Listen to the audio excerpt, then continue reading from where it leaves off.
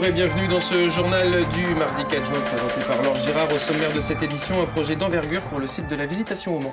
L'ancienne prison deviendra un hôtel de luxe d'ici 2015. On le voit sur ces images. Révolution au cœur de l'église protestante. Elle est sur le point de célébrer l'union de ses deux principales branches.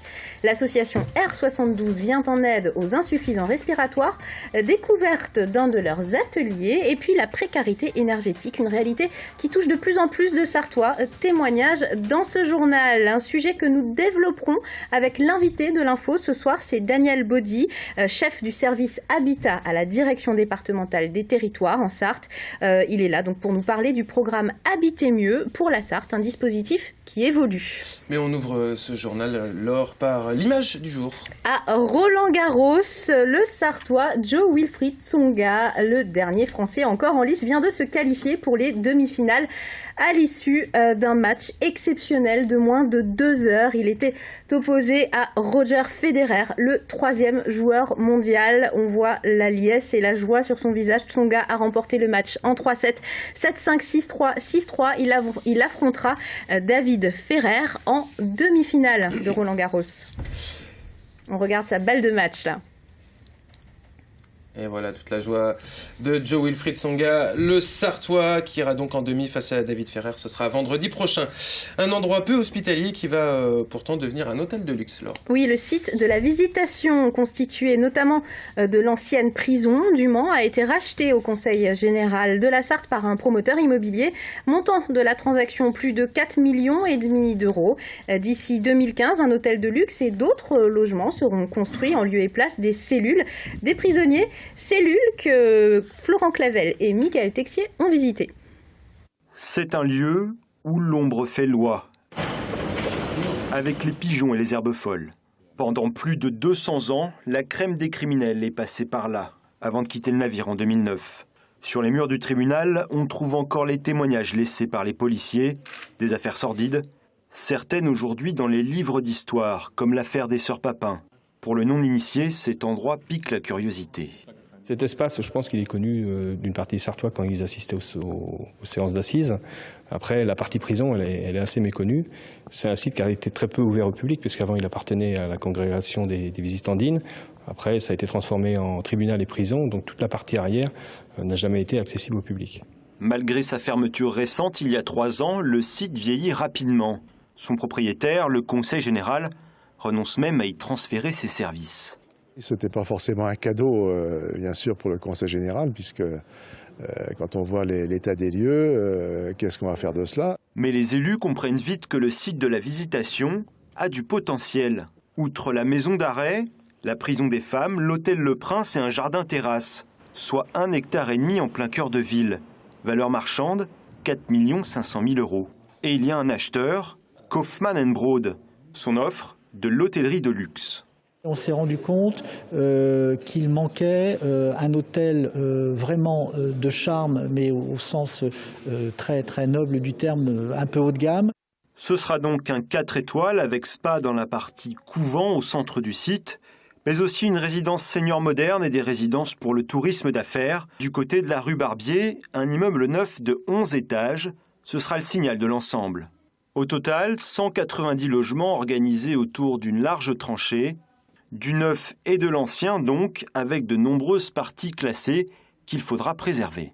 Les deux peuvent largement cohabiter ensemble, pour autant que l'un ne vient pas faire grimacer l'autre. C'est le souci que nous aurons et vous pouvez être assuré qu'il n'y aura pas ce genre de distorsion dans le futur. Le montant total du projet n'a pas encore été communiqué par Kaufmann & Broad. Première livraison prévue d'ici 2 ans. Dimanche prochain, l'église protestante va célébrer un changement majeur dans son histoire. Puisque la branche luthérienne et la branche réformée vont s'unir officiellement dans le temple du Mans. Elles formeront désormais l'église protestante unie, une révolution qui concerne 1 millier de personnes en Sarthe. Pauline Boyaldieu et Camille Bazin. Pour Agnès, pasteur au Mans, les cultes qu'elle animera à partir de dimanche n'auront plus lieu au temple protestant réformé. Pas un déménagement, mais un simple changement de nom. Église protestante unie. Objectif, rassembler les branches réformées et luthériennes dans un même lieu de culte. Cette union est vraiment une union qui veut respecter les diversités. Donc ici, par exemple, on va rester une paroisse réformée avec notre culture réformée, nos habitudes réformées. Donc on n'aura pas à adopter des habitudes luthériennes. Par contre, c'est sûr que le fait d'avoir à nos côtés des luthériens, ça va nous questionner. En 2007, un processus de rapprochement entre ces deux églises a démarré au niveau national. L'union a été officialisée en mai dernier à Lyon. Elle marque la fin d'une diversité historique qui leur paraît obsolète aujourd'hui. On a souhaité aussi envoyer un signal fort, je dirais, même au-delà de l'Église, au niveau de la société, pour dire que même si nous ne sommes pas tout à fait pareils, si nous avons des différences, ça n'empêche pas de se respecter, de dialoguer, de travailler ensemble. Dimanche, Agnès et Fabienne fêteront avec leurs fidèles le nouveau statut de leur temple. Pour elles, c'est un message d'espoir qu'elles envoient et une main tendue vers les autres religions.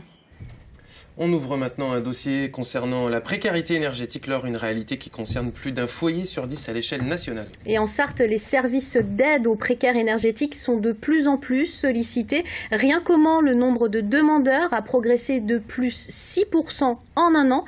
Jean-Yves, lui, vit cette situation depuis plus de 20 ans. On découvre son témoignage. Depuis 24 ans, Jean-Yves se chauffe à l'aide de ce seul convecteur, un appareil rudimentaire très gourmand en énergie et qu'il n'installe que dans sa cuisine, pièce la mieux isolée de son petit appartement. Déjà, j'ai demandé à l'ancienne propriétaire de mettre de l'isolation plafond. Elle m'a répondu « ça coûte trop cher ». Sans isolation et au tout électrique, la facture grimpe rapidement. Pour s'en acquitter, ils sont de plus en plus nombreux, comme Jean-Yves a demandé l'ouverture d'un dossier d'aide au CCAS du Mans. Mais la réalité, c'est que plus les gens sont précarisés, plus leurs factures sont élevées, plus ils sont logés dans du logement indécent. Aujourd'hui, toute l'équipe du CCAS se réunit pour une formation sur les économies d'énergie, un exercice pédagogique difficile à mettre en pratique.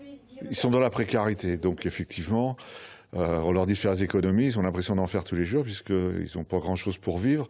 Et on leur dit, vous pouvez consommer moins de telle manière. Oui, d'accord, mais au final, je vais économiser combien et est-ce que ça va me permettre parce qu'on en est là quand même, de manger. Et les cas comme celui de Jean-Yves ne sont pas exceptionnels. Le Manceau n'allume le chauffage que très occasionnellement. En hiver et puis surtout quand il pleut. Un peu juste pendant un quart d'heure. Le temps se réchauffe un peu, mais ça ne peut pas toujours faire. Jean-Yves espère des jours meilleurs. Comme lui, plus de 400 Manceaux ont demandé l'ouverture d'un dossier d'aide énergétique depuis ce début d'année. Et on va plus loin sur ce sujet de l'énergie avec notre invité ce soir. Oui, c'est Daniel Baudy, chef du service Habitat à la direction départementale des territoires en Sarthe. Bonsoir. Bonsoir. Alors vous êtes là pour nous parler plus précisément du programme Habiter mieux dans la Sarthe, un dispositif d'aide aux travaux pour les propriétaires. Mais tout d'abord, j'aimerais avoir votre réaction sur le reportage qu'on vient de voir. Eh bien là, on rencontre effectivement un problème majeur en matière d'économie d'énergie, c'est-à-dire qu'en fait, ce sont aujourd'hui les charges qui sont extrêmement pénalisantes pour les gens qui ont des revenus modestes, parce que ce sont des charges qui augmentent, et d'autre part, les aides au logement concernent le loyer, mais pas les charges. Donc effectivement, on imagine qu'il y a beaucoup de gens en difficulté. Alors votre dispositif ne s'adresse pas forcément aux cas extrêmes comme celui que l'on vient de voir, mais aux propriétaires qui ne dépassent pas un certain plafond de ressources. Comment ça marche concrètement ? Oui, alors le dispositif Habiter mieux, donc c'est un dispositif qui est piloté par l'Agence nationale de l'habitat et qui vise à aider financièrement les propriétaires pour réaliser des travaux d'économie d'énergie. Alors c'est un dispositif qui visait à l'origine des propriétaires occupants. Donc ça ne correspondait pas à la situation, à l'exemple que vous avez montré. Donc ça visait les propriétaires occupants modestes. Donc ce sont les conditions de ressources qui déterminent l'éligibilité ou non des ménages au dispositif. Aujourd'hui, ça ne s'adresse donc plus que aux propriétaires occupants, mais bien aux propriétaires. Voilà, donc c'est un dispositif qui est parti en 2010 et qui dure jusqu'en 2017, mais à partir du 1er juin, Donc à partir d'aujourd'hui, Là, en ce moment. voilà, le dispositif s'est élargi et renforcé. C'est-à-dire que pour les propriétaires occupants, on a élargi la cible visée en prenant non seulement les propriétaires les plus modestes, mais aussi les propriétaires avec des revenus médians. Et on vise aussi les propriétaires bailleurs, donc serait concerné le logement qui a été vu tout de suite. Pour les propriétaires occupants, donc c'est une aide financière conséquente qui en fait comprend deux parties. Une aide forfaitaire pour chaque dossier, c'est-à-dire qu'un propriétaire occupant qui a un dossier de travaux qui permet d'économiser l'énergie à... Type isolation, type chaudière performante, ce genre de choses. Voilà. Alors, l'objectif, c'est d'améliorer d'au moins 25% la performance énergétique du bâtiment.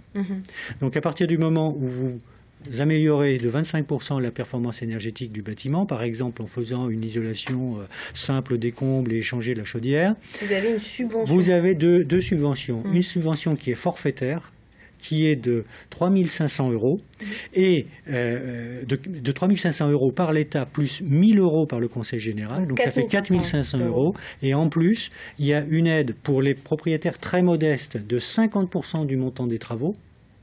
Et pour les propriétaires à revenus médians, de 35% du montant des travaux. Il y a d'autres aides également qui peuvent s'ajouter, à savoir des réductions d'impôts quand on fait des travaux de ce type, ce genre de choses. Alors ça, c'est d'autre nature, c'est un autre dispositif. Ça peut se cumuler avec d'autres aides. Mais pour vous donner des exemples simples, c'est-à-dire qu'on peut arriver, avec des ménages très modestes, à avoir des taux de subvention de 90%. Donc ces ménages, qu'est-ce que vous leur dites? Parce que quand on est modeste, on a du mal à s'imaginer, à se projeter dans des travaux quand même, très concrètement. Voilà. Qu'est-ce que vous pouvez leur dire, vous, à votre niveau? C'est effectivement un problème. Le relatif échec ou la difficulté à lancer le programme, c'est qu'effectivement, on rencontre des gens qui ont pas forcément d'abord les moyens de mettre le complément ou qui sont un peu perdus face au dossier. Donc il y a ce qu'on appelle un opérateur sur le département, qui est Habitat et Développement. Donc on va voir les coordonnées tout de suite au bas de l'écran. Il faut donner les coordonnées. Cet opérateur rencontre les gens, il faut quand même les contacter, ils rencontrent les gens, ils montent le dossier, ils font le diagnostic, ils regardent ce qui est possible et ils accompagnent le propriétaire pendant toute l'opération. Et c'est un accompagnement gratuit. Sachant qu'au final, on est quand même sur des économies d'énergie et des économies financières, du coup, mais au final. Oui, mais même pour les travaux, je veux dire que non seulement le bénéfice sera ultérieur, mais même immédiatement. C'est des travaux qui sont pris en charge à un niveau très élevé. Alors je vais revenir sur l'exemple, puisqu'en fait, à partir du 1er juin, il y a aussi les propriétaires bailleurs qui peuvent être concernés. Donc à condition de faire des travaux, là c'est sans ressources, à condition de faire des travaux qui permettent d'économiser 35%. Et à condition que ça concerne des locataires modestes. Donc c'était le cas là. C'est-à-dire qu'il faudra que le propriétaire passe une convention en s'engageant à respecter des loyers modérés. Merci d'être venu nous parler de tout ce dispositif sur ce plateau. Et on a vu donc le numéro de téléphone pour les gens que ça intéresse. C'est Habitat et Développement. Merci. Merci Daniel Baudy. L'association R72 vient en aide aux insuffisants respiratoires. Oui, depuis un an, elle organise à la maison de réadaptation du Mans des ateliers sportifs adaptés aux personnes qui manquent de souffle. Une manière pour eux de garder la forme et de rester en contact avec le monde extérieur. Camille Bazin et Pauline Boyeldieu. Vu de l'extérieur, rien ne diffère d'une salle de sport ordinaire, ou presque. André est insuffisant respiratoire depuis de nombreuses années. Il s'entraîne depuis 2 mois dans ce centre de réadaptation et en ressent déjà les bienfaits. Je marche beaucoup mieux, ouais. Je fatigue beaucoup moins en marchant. La salle de sport est équipée pour accueillir toutes sortes de pathologies avec un équipement médical complet et un suivi adapté à chaque patient. Donc le fait de pouvoir travailler en salle, comme sur les vélos et les tapis de marche par exemple, et les exercices de musculation après, permet vraiment de travailler à des intensités qui vont être le plus adaptées possible pour le patient. Et donc du coup, lui va s'y retrouver aussi un petit peu plus. Et ça permet aussi de le mettre en confiance et de ne pas être toujours dans une situation d'échec. Et ça, c'est vraiment quelque chose de très important. Je reste 2-3 secondes, je redescends.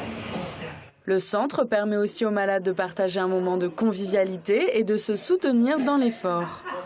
Lorsqu'on se réunit dans des structures telles que celle-ci ou simplement au sein de R72, on s'aperçoit qu'on est loin d'être tout seul et que des malades, non seulement il y en a beaucoup, mais il y en a qui sont toujours plus que nous.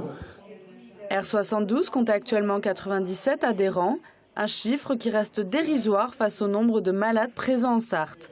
En 2011, on a répertorié plus de 30 000 consultations de cas d'insuffisance respiratoire. C'est la fin de ce journal. Retour de l'info sur LMTV. Demain, 18h30, on vous rappelle la victoire de Jo-Wilfried Tsonga cet après-midi à Roland-Garros face à Federer sur le score de 7-5, 6-3, 6-3. Jo-Wilfried Tsonga qui affrontera David Ferrer vendredi prochain dans les demi-finales. Merci Laure, on se retrouve d'ici quelques instants pour l'actu vue par les politiques sartois. Notre invité Yves Olivier, à tout de suite.